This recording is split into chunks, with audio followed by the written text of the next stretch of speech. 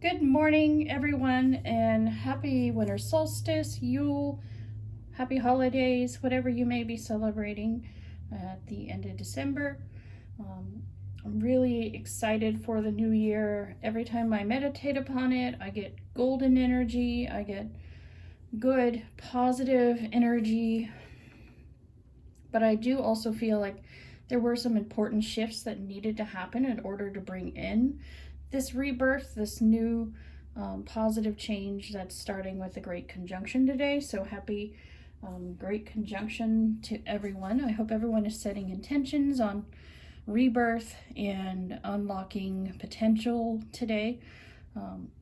Check out your astrology, find out what you can do to help open up opportunity for yourself, because Jupiter rules opportunity. Saturn is what was restricting us, and now that they're together, they can work better together. So it's about, like I said, change and opening up different things in your life depending on yourself and your chart. So I'm working on a ritual for that today for sure. Although I prefer to keep it very private, there's very personal things in it, but I will be doing a full moon ritual setup where I go over my full moon in Cancer, since I am a Cancer sun and moon. This Cancer moon is always very personal to me, and I make it a very powerful rebirth ritual for myself every year. So I wanted to share that with everyone and see if anyone else is interested in maybe getting inspired to do something similar, or just curious about how I do some of my full moon work. But today I want to talk about annuals and recent Witchy book haul for the new year intentions. I will be getting the Mini Moons planner. I have it ordered, so I'm waiting on that to come in the mail, and then I'll probably do a separate video on setting up my planner and talking a little more in detail about my goals. But I have some pretty big aspirations for the new year. So a lot of this stuff is going to kind of help keep me grounded and keep me focused, and help me obtain major steps in my life that I've really been wanting for a long time. And I do feel like 2021 is the year that things are really going to change a lot for me. So let's go over the things I ordered for the new year so far. I have a few things coming, like I said, the planner and some new crystals and stuff, and I have another order from Witch Baby that I'll be unboxing when it gets here, from their Black Friday order. I understand that USPS is going through it right now, and since it's not gifts, I'm not too worried. But also, since it's fragile items, it can it's kind of risky having it in the mail this long, but it's all right. Divine timing is afoot. So, but first, I got this. I think this is the first time this was made. I could be wrong. This is by Skylar Alexander. She has some really cool witchy books. I own a couple of them. But this is a witch's year, a daily calendar for 2021. And I like that. Here's the back if you want to check it out. But I like the idea of kind of getting a daily meditation or energy work or a spell or folklore or anything like that. So, and I do like, see all this golden like is all over these yearly things, and it kind of aligns with what I've been visioning in my channeling and meditation work. So let me know if you've been having any interesting visions about the new year. That'd be very interesting. But it comes on this stand, and you just pull off a new date every day. I kind of want to take it out of the plastic and see if I can look at it a little closer.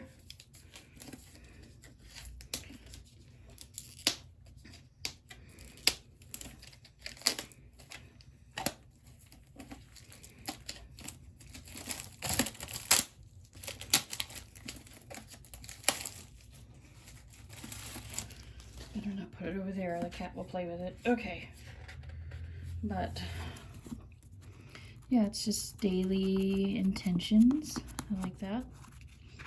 A nice little prompt for the day, or, you know, here's January 1st.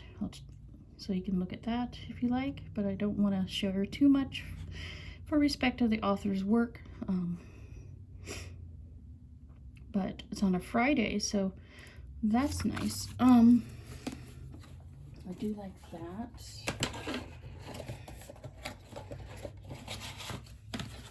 Put that back in the box for now so it stays not messed up for New Year's.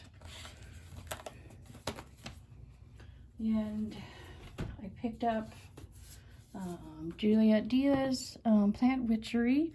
I really connect with the author. I really respect what she's doing to kind of honor Indigenous work and publishing, and making sure that the culture and is respected with original you know, holidays or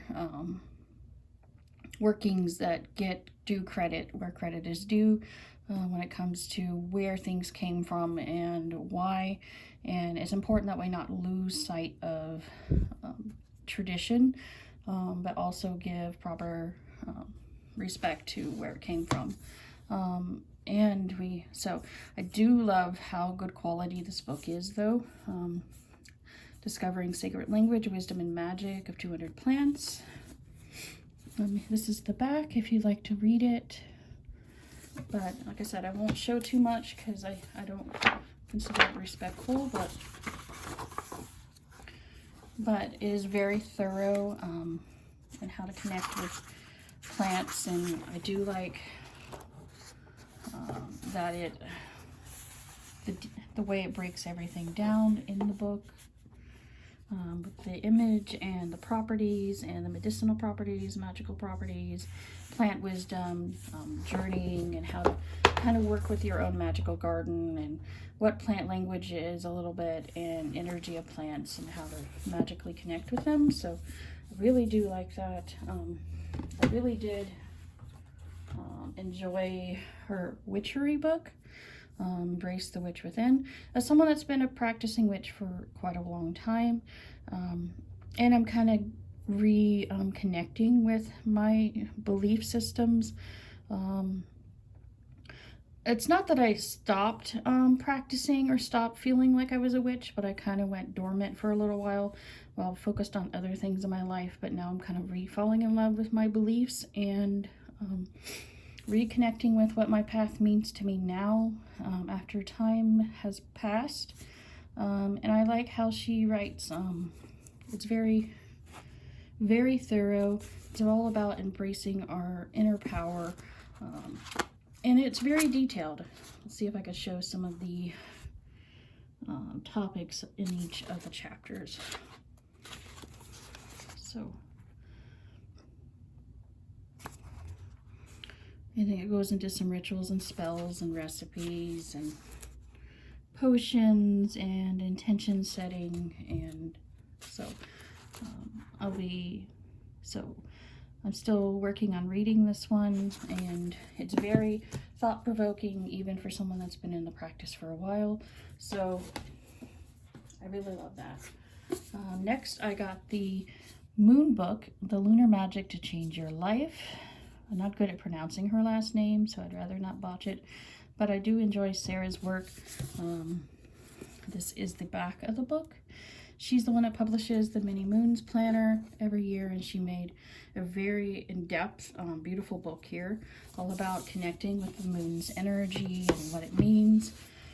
And I do love the beautiful colors and vibrant energy that this book has. So, but it does go very in-depth too. But it's beautiful. I do like how thought-provoking it is. Like I said, here's the contents if you want to kind of see what this book might entail in depth. It goes very in depth, but I really do love it. So Do love that. I love that it's a hardback, very good quality, well bound and everything. So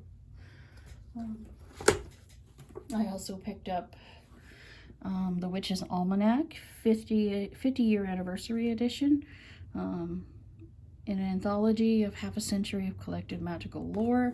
I love folklore, and I was raised on a lot of folklore. Even though I wasn't technically raised a witch, there's still a little bit of magic in what our grandmothers teach us and what our families pass down tradition-wise, and old wives' tales and folklore and things and tradition. So there's still a little bit of magic there, even if you, your elders didn't identify as a witch or anything. So if you want to read the back of that. But I do love this, how it has to do with different articles throughout time, and how I'm really looking forward to kind of sitting down with this every evening and reading a few pages. I think it'll be really cool to see how magic has changed or not changed over the past 50 years. So I'll probably be picking up the spring to spring almanac for this year, but it usually starts in April, since theirs is a spring publishing. So I think you can order it now, but I decided just to wait because I have other stuff to order. I got the Daily Planetary Guide by Llewellyn. It's this one that I tend to rely on every year for, as it does go pretty well into the energy of the year. Let's see if I can find. And it tells you what all the transits are for the days. It goes into a little bit of astrology and what that means. The eclipses and all of that. Then it goes into a little bit of overview for the year, what main energies are going to play in, and then it goes into through the weekly reading for each week and what that planetary energy means as a general collective.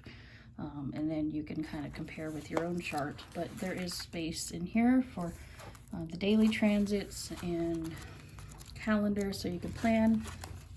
But I do find it very useful every year.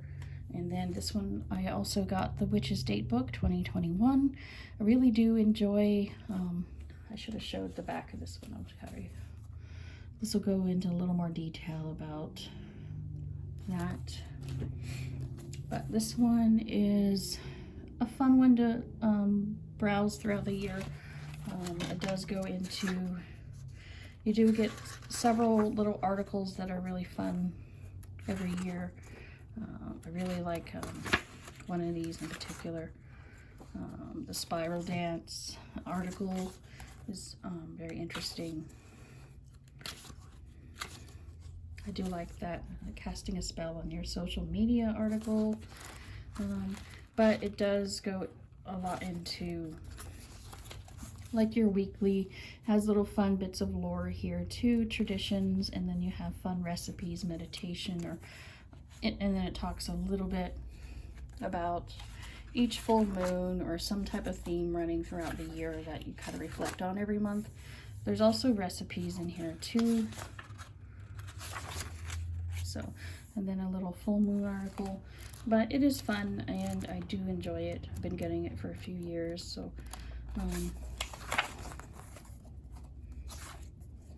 and it does kind of give you a little bit of overview about some planetary stuff and retrogrades. But there's a fun little